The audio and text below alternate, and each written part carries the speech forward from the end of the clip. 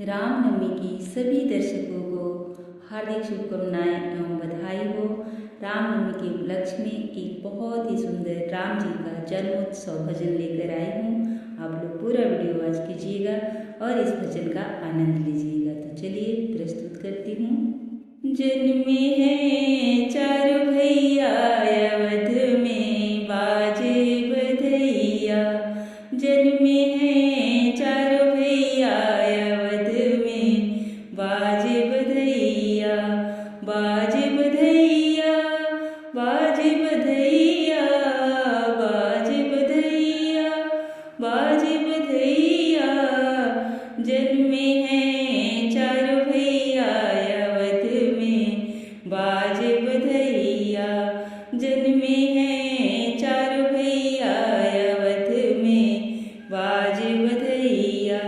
जगमग जगमग दिए जलत हैं, जगमग जगमग दिए जलत हैं, झिलमिल होत अटरिया अवध में बाजे बधैया, झिलमिल होत अटरिया अवध में बाजे बधैया।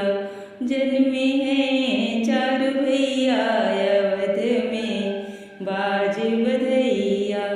कौन लुटावे हीरा मोती, कौन लुटावे हीरा मोती, कौन लुटावे रुपैया अवध में बाजे बधैया, कौन लुटावे रुपैया अवध में बाजे बधैया।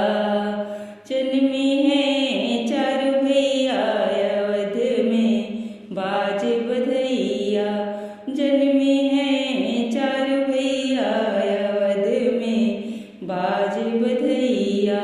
राजा लुटावे हीरा मोती, राजा लुटावे हीरा मोती, मैया लुटावे रुपैया अवध में बाजे बधैया, मैया लुटावे रुपैया अवध में बाजे बधैया।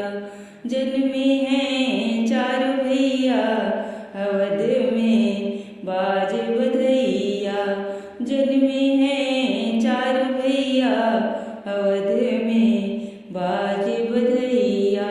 झांझ मृदंगा ताल डप बाजे, झांझ मृदंगा ताल डप बाजे, नाचत ताता थैया अवध में बाजे बधैया, नाचत ताता थैया अवध में बाजे बधैया।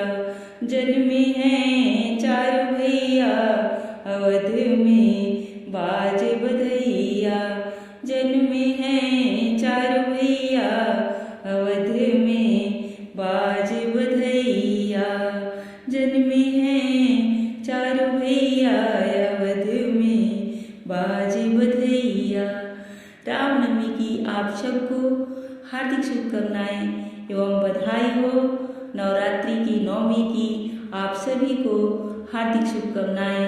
हैप्पी नवमी। जय माता दी, जय श्री राम। धन्यवाद।